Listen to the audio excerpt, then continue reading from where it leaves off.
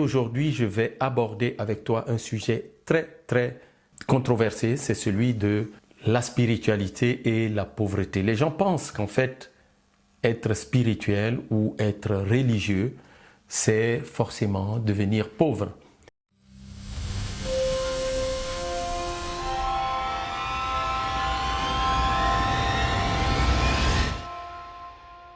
Namasté, mon âme salue ton âme. Je suis José Bert de Fédéralité de la communauté. Dans l'enseignement que je vais te donner aujourd'hui, j'espère que je vais te faire passer à un autre stade. C'est celui du spirituel qui est lui-même digne de sa vie, qui est lui-même fier de sa vie ici-bas.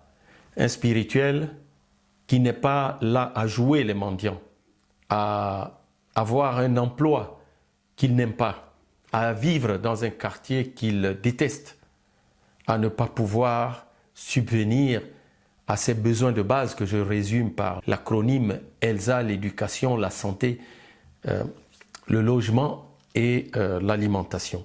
Donc, tiens-toi bien parce que ce que tu vas écouter aujourd'hui, c'est quelque chose qui va probablement faire sauter de gros verrous en toi et te faire passer à ta vie même, ta vie à un stade supérieur.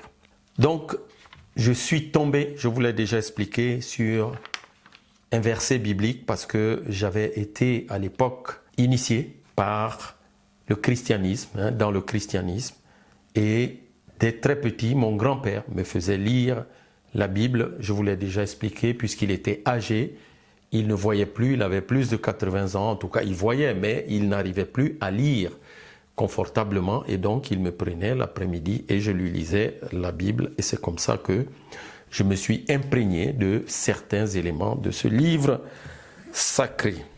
Alors, je tombe, alors que je suis dans la diplomatie, que je dois prendre une grande décision professionnelle, je tombe sur un verset biblique vers minuit ou 1h du matin qui va changer totalement ma vision de la vie et m'aider à prendre la décision que je devais prendre, vraiment avec clairvoyance, avec lucidité. Ce verset de la Bible, on le trouve dans le Nouveau Testament, dans l'évangile de Matthieu, dans le Nouveau Testament, au chapitre 6 et au verset 24. Qu'est-ce que dit ce verset-là? Il dit « Nul ne peut servir deux maîtres. Ou bien il haïra l'un et aimera l'autre, ou bien il s'attachera à l'un et méprisera l'autre. Vous ne pouvez pas servir à la fois Dieu et l'argent. » Chaque mot compte et nous allons faire la sémantique. Pourquoi je dois lire ça? Parce que il y a des pays qui prient, il y a des continents entiers qui prient, il y a des familles entières qui prient et il y a des gens entiers qui prient, qui sont soumis à ces textes, à ces écritures. Mais au lieu de les utiliser à bon escient, ils se retrouvent dans des conditions matérielles qui sont en contradiction avec ce que ces enseignements veulent réellement dire. Au passage, ce dont je viens de vous lire dans la Bible, ce que je viens de vous lire là dans la Bible, vous le retrouverez et je vous donnerai un document, vous pouvez le télécharger, je vous mettrai un lien, dans l'Égypte antique où on parle de la maths, la loi cosmique, la justice, l'équilibre qui régissait la société égyptienne antique. Dans les Upanishads, c'est des livres sacrés de l'hindouisme, dans la Bhagavad Gita, dans le Dhammapada. Le Dhammapada, c'est un livre du bouddhisme. Dans le Tao Te Ching de Lao Tse, c'est un livre donc du taoïsme. Dans le stoïcisme avec Épictète à l'époque des Grecs et dans le Saint-Coran. Donc tout cela, je vous le mets dans ce document-là. Vous le lirez, mais c'est très important, c'est bien de lire, c'est très important de comprendre. Alors, on va commencer par le commencement. Donc, la plupart des spirituels aiment ça. Et c'est tout à fait normal. Nous avons un corps Et le spirituel, il parle de l'esprit. Et la plupart des gens n'ont jamais vu l'esprit, ils voient le corps. Il n'y a que les spirituels qui sont sensibles à l'esprit et qui, en quelque sorte, parlent de ça, la spiritualité. Donc, la plupart des spirituels, la plupart des religieux ont tendance à faire l'opposition entre l'avoir. Derrière l'avoir, il y a les attachements aux choses matérielles. Il y a la quête absolue du profit matériel, n'est-ce pas? Et il y a l'être. Lorsqu'on parle de l'être, avoir et être, c'est pour cela que vous trouverez sur cette chaîne des affirmations « je suis ». C'est le verbe « être ». Donc quand on parle de l'être, eh bien là on est dans la conscience, on est dans la sagesse, on est dans le divin. On n'est plus dans ce qui est purement matériel. Donc la plupart des spirituels et la plupart des livres dont je vous ai parlé, vous pourrez télécharger le document, vous trouverez les livres, les chapitres, les versets, tout est mentionné parce que c'est des enseignements que j'ai reçus aussi. Alors je vous les partage. Vous trouverez toujours cette opposition. Mes premières observations, il y a des religions qui disent par exemple dans le christianisme qu'il est plus facile à un chameau de passer par le chat d'une aiguille qu'à un riche d'aller au paradis. Très important. Eh bien, ça rejoint un peu ce dont je viens de vous parler. Là, on ne peut pas servir deux maîtres à la fois, où on haïra un et on aimera l'autre, ou on s'attachera à un et on méprisera l'autre, etc. Donc, au final, les écrits ont tranché, vous ne pouvez pas servir deux maîtres à la fois, c'est-à-dire Dieu et l'argent. Mais il faut bien comprendre les mots, la sémantique. On a bien dit servir. Servir. Devenir le serviteur, l'esclave de l'argent. À ton avis, toi qui m'écoutes, qui est plus libre, qui est plus serviteur de l'argent?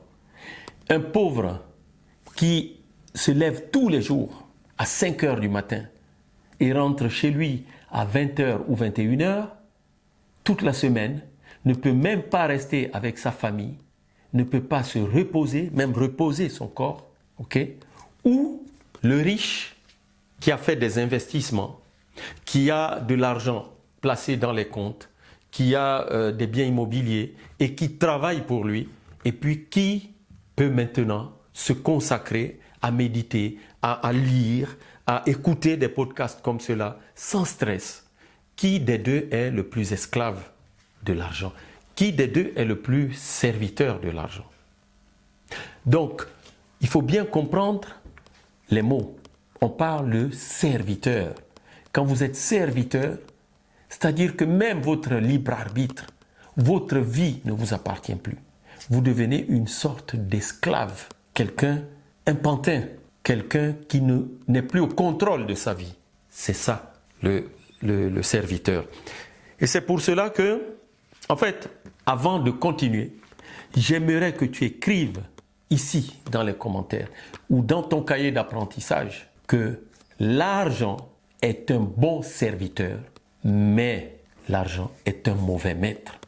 L'argent est un bon serviteur, mais un mauvais maître. Ça veut dire que, d'accord, tu ne dois pas servir l'argent. Parce que quand tu deviens serviteur de l'argent, ça devient difficile. Et c'est ce que vous allez trouver dans toutes ces sagesses spirituelles-là que je vous ai recensées dans ce document. Et c'est universel. Vous ne pouvez plus servir l'être. Quand vous êtes serviteur de l'avoir, vous ne pouvez plus être serviteur de l'être. Mais par contre, quand on a compris que l'argent, c'est aussi un pouvoir, l'argent, c'est aussi une énergie et qui est à notre service, exactement comme l'énergie que tu as en toi qui te permet le matin de te lever en bonne santé, aller faire ce que tu as à faire, marcher, te promener, aller travailler, réfléchir. Eh bien, quand tu as compris que l'argent est une énergie, eh bien, tu peux utiliser cette énergie-là et non la servir, devenir serviteur, être asservi, c'est-à-dire rendu esclave de l'argent. Et beaucoup de gens sont en fait tombés dans l'attachement avec l'argent. Toute leur vie, c'est l'argent. mais il n'y a rien de spiritualité. Ils ont basculé de l'autre côté. L'argent n'est plus à leur service. Ils courent toujours après l'argent. Ce sont eux qui sont au service de l'argent. Pourquoi? Parce que l'argent leur permet de satisfaire leurs attachements corporels, leurs vices, je ne sais quoi. Tout ce qui est lié au corps, tout ce qui est lié au ventre et au bas-ventre avec l'argent. Ceux-là, ce sont eux les serviteurs de l'argent. Mais toi, si tu es spirituel, tu ne peux pas ne pas considérer cette énergie-là qu'on appelle l'argent. Donc, note ça bien, l'argent est un bon serviteur, mais un mauvais maître. Et puisque nous sommes dans ces écrits sacrés, et il faut que les choses soient vraiment bien ancrées en toi, Jésus le Christ, le grand maître de l'ère du poisson, puisque nous sommes à l'ère du Verseau, et c'est pour cela que nous pouvons maintenant vous faire part de ces vérités-là qui ont permis à certaines religions d'exploiter les gens, de devenir, elles, hyper riches en ayant des fidèles hyper pauvres. Eh bien, parce que nous sommes à l'ère du Verseau, à l'ère du poisson. Jésus, le Christ, il y a 2 anecdotes que je vais vous raconter et dont il parle. La première anecdote, c'est lorsque ses disciples lui amènent une pièce et lui demandent « Maître, est-ce que nous devons payer l'impôt ?» Alors lui, c'est lui qui leur dit « Prenez une pièce ». Ils prennent la pièce d'argent, c'est l'argent, et sur la pièce, il leur dit « Regardez les 2 faces. Qu'est-ce que vous voyez sur l'une des faces ?» Ils disent « Il y a l'effigie de César. » Et il leur dit « Rendez à César ce qui est à César. » Il n'a pas dit que l'argent était mauvais. Laissez l'argent. Il a dit non, vous gagnez de l'argent. L'argent est une énergie. Vous gagnez l'argent, vous payez vos impôts. Et l'impôt, c'est prévu. Tu plantes, tu fais de l'agriculture, tu vends tes produits, tu gagnes de l'argent et tu payes les impôts. C'est normal parce que l'argent que tu utilises, il y a une banque qui émet cet argent. À l'époque, là, il leur parle de César, qui était un empereur.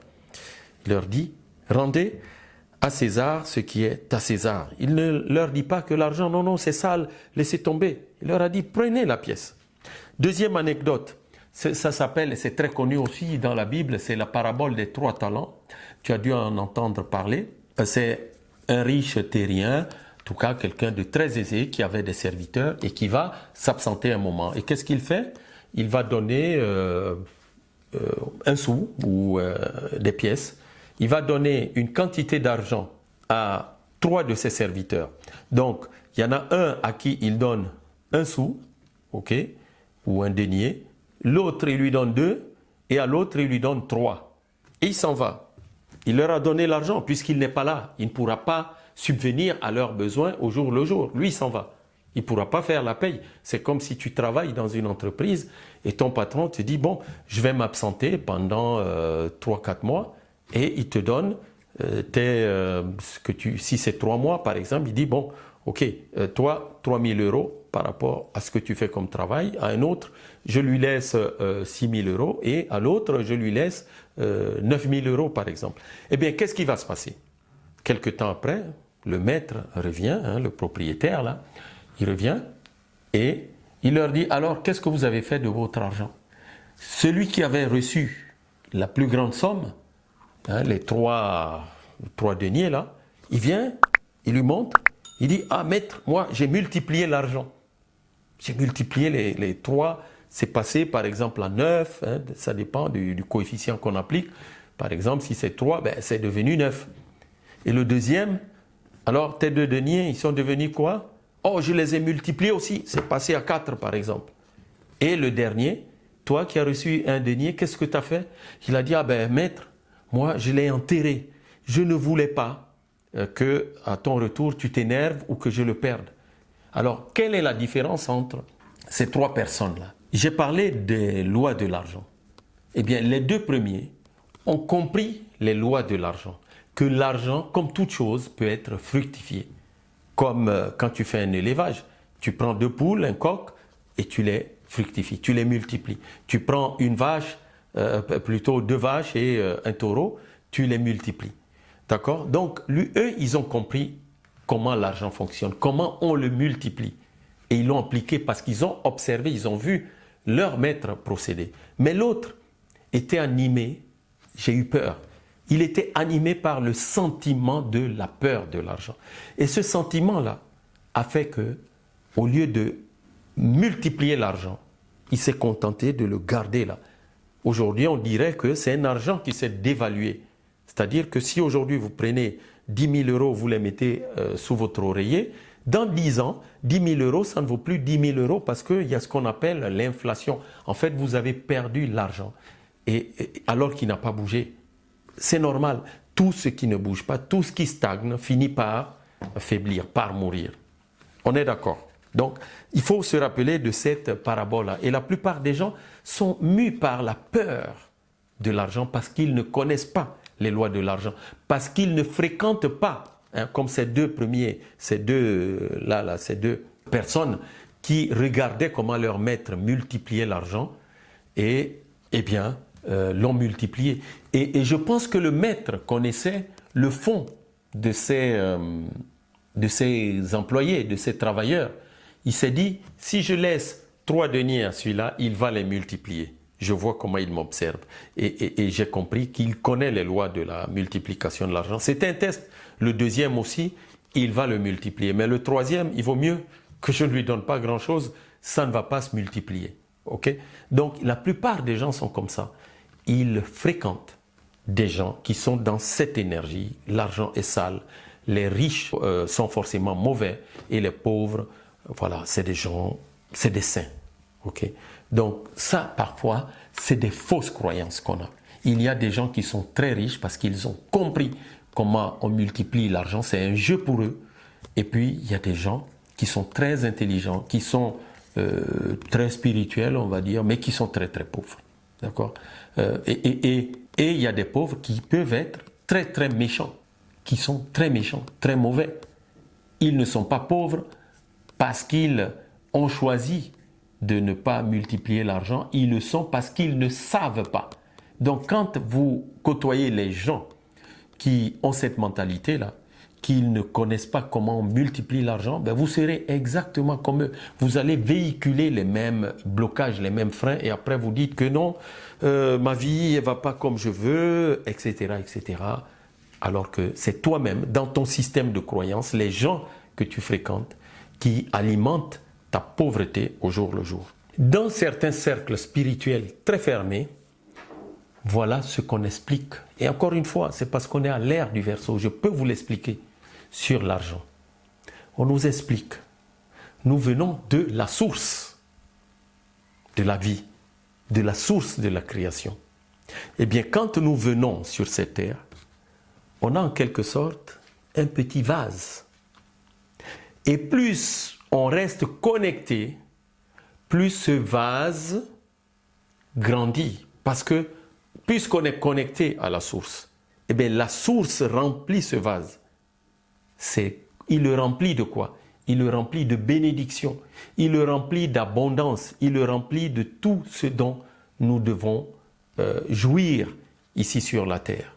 La santé, l'argent, les bonnes relations, une vie agréable, etc. Donc, c'est ce qu'on nous explique. Dieu, c'est la source. Dieu, c'est l'abondance. Ce n'est pas un petit réservoir où il y a de la pénurie. Alors, on va donner un tout petit peu à chacun pour que chacun s'en sorte. Non, c'est la source. Elle est capable de fabriquer exactement comme une source. Hein? Les gens qui font les eaux minérales, ils utilisent quoi? La source. L'eau coule en abondance. Elle ne s'arrête pas. On est d'accord? Donc, c'est des choses qu'on nous enseigne. La source doit pouvoir te donner ce que tu veux. Tu n'as pas besoin de voler, de te prostituer, de faire des mauvaises choses, entrer dans des trafics louches, de vendre des choses qui n'ont pas de sens, d'escroquer les gens. Tout ça, on n'a pas besoin. Lorsqu'on tombe dans ça, eh bien, on devient un esclave de l'argent, un serviteur de l'argent. Et pour l'argent, on est prêt à tout, à faire même ce qu'on ne doit pas faire. Ok? Donc, il y a une métaphore, peut-être, que tu peux retenir avant qu'on ne se sépare. C'est si tu regardes un film comme Mulan, c'est un film, tu tapes Mulan, tu tomberas là-dessus. C'était un dessin animé, maintenant ils l'ont fait en film. On parle d'un phénix. Le phénix est un grand symbole dans les cultures asiatiques, notamment l'Asie jaune, c'est-à-dire la Chine. Le phénix, il vole toujours très haut. Il se nourrit du meilleur, il se nourrit de tout ce qui est lumineux, de ce qu'il y a dans l'espace, n'est-ce pas? Par opposition au phénix, on a les corbeaux, on a les hiboux, ok? Le hibou, il se lève la nuit pour attraper les rats, les choses comme ça, manger les charognards, des choses comme ça. Donc, l'abondance, c'est comme le phénix, c'est pour les gens qui volent haut. Plus tu voles haut, plus tu es près de la source, plus tu es près du divin. Et plus là-bas, tu peux avoir ce que tu veux, le meilleur, pour te donner une vie lumineuse ici-bas. C'est magnifique. Donc, il faut que les choses soient très, très claires dans nos têtes.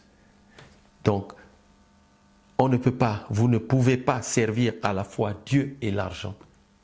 Ne veut pas dire que vous devez, comme on dit, jeter le bain et le bébé. Hein, l'eau du bain et le bébé avec. Vous devez faire preuve de discernement. Vous devez faire attention aux gens qui vous enseignent. Parce que parfois, ils vous induisent en erreur. Vous devez faire attention aux gens du monde qui aiment l'argent et utilisent votre énergie pour gagner l'argent. Et là, alors, vous devenez leur esclave. Et vous dites que vous êtes spirituel. Alors que c'est vous qui devez ramener, être les modèles. Le Christ dit quoi? Vous êtes le sel de la terre. Que serait la terre sans le sel? Que seraient les aliments sans le sel? Faites l'expérience. Ce qui est condamné, c'est l'avidité. C'est devenir esclave de ses possessions. C'est l'attachement à tout ce qui est matériel. Voilà ce qui est condamné. Donc, il faut bien comprendre cela. Même Bouddha, puisqu'il est dans, je parle du bouddhisme dans ce document que vous pourrez télécharger, Bouddha a pu se consacrer à la spiritualité parce qu'il est, comme on dit, né avec une cuillère en or. Il est né dans un palais où il avait tout. Il pouvait c'est une sorte de rentier. Aujourd'hui, on dirait que c'est un rentier. Alors, il pouvait se consacrer à la quête spirituelle. Mais un vrai pauvre dans ces pays-là, dans ces cultures et par le passé, il n'aurait reçu que du mépris. N'est-ce pas? Donc, j'espère que cet enseignement t'aura édifié. J'ai voulu le faire ce dimanche du mois de juin, comme je l'ai dit, parce que ce mois de juin, j'ouvre l'Académie Fédéralitude où je vais t'apporter des enseignements de spiritualité ou plutôt des enseignements d'élévation. Et l'esprit est toujours comme le phénix en haut pour te faire sortir du monde des hiboux, du monde des charognards, du monde des chacals, du monde des corbeaux qui se nourrissent de tout ce qu'il y a de plus méprisable sur la terre. L'Académie Fédéralitude, c'est pour cela. Vous aurez des cours gratuits, ok? Et puis, pour ceux qui voudront aller à un autre niveau, on verra comment vous pourrez y accéder. Mais dans un premier temps, je vous donne beaucoup de connaissances gratuites, structurées étape par étape. Et quand vous sortez de là, les choses seront un peu plus claires dans votre tête. Et en principe, quand je parle de smile, il y a la spiritualité, le mental, l'intellect, le mode de vie. C'est-à-dire, on doit reconnaître quelqu'un qui a la spiritualité à son mode de vie. Comment est-ce qu'il vit? Quel est son niveau de vie? Ok. Et puis, il y a l'économique. Ok. Donc, je t'envoie plein de lumière en ce dimanche. Si tu veux t'abonner, franchement, merci d'avance. Si tu veux soutenir cette chaîne, merci d'avance. Si tu veux faire un don à l'association Fédéralitude, merci d'avance, parce qu'une association comme Fédéralitude, on ne mange pas de cet argent. Il nous sert à aider d'autres personnes. Et nous envisageons faire des œuvres, comme j'en ai fait par le passé, par exemple au Mali et autres, des forages, etc., des choses qui coûtent très cher, avec les petits dons que chacun apporte. C'est les petits ruisseaux qui font les grands fleuves. Donc, si tu veux partager aux gens autour de toi pour les édifier aussi, merci d'avance, je te dis gratitude. Je t'envoie plein de lumière à toi et à toute ta famille. Que celui qui renouvelle les mondes à chaque instant soit, comme toujours, la source inépuisable de ton inspiration. Celui qui renouvelle les mondes, on l'appelle aussi l'absolu. Certains l'appellent la source, la supraconscience, Dieu, etc. J'en ai terminé. Je te souhaite un très bon dimanche et je te donne rendez-vous à dimanche prochain pour encore d'autres enseignements. Alors, je lance aussi un appel. Ceux qui veulent, parce que j'avais promis, chose promise, chose qui doit être réalisée. Vous allez voir des podcasts maintenant sur cette chaîne, c'est-à-dire qu'il y a des talents dans notre communauté et on va utiliser cette chaîne pour les faire connaître, pour faire connaître leurs pensées, avec leur énergie, le même enseignement que je viens de vous faire. Quelqu'un d'autre dans la communauté peut faire le même enseignement avec son énergie, avec sa voix et impacter d'autres personnes. Et n'oubliez pas, faites des témoignages. D'ailleurs, je pourrais aussi mettre un lien, je vais le mettre sous cette vidéo. Si vous voulez faire des témoignages vidéo avec moi, avec vraiment grand plaisir, où vous me direz qu'est-ce que vous ont apporté mes enseignements. Je les filmerai et on pourra les mettre dans cette académie-là, où les gens verront que ce que José Bert fait depuis des années, ça porte ses fruits. Une chaîne n'arrive pas à 942 millions d'abonnés par hasard. C'est parce qu'il y a quelque chose qui a aidé les gens. Sinon, vous ne seriez pas là. Ce n'est pas pour mes beaux yeux d'abord. Est-ce que je les ai? Voilà. J'en ai terminé. Très bon dimanche et à dimanche prochain pour un autre enseignement. Mon âme salue ton âme.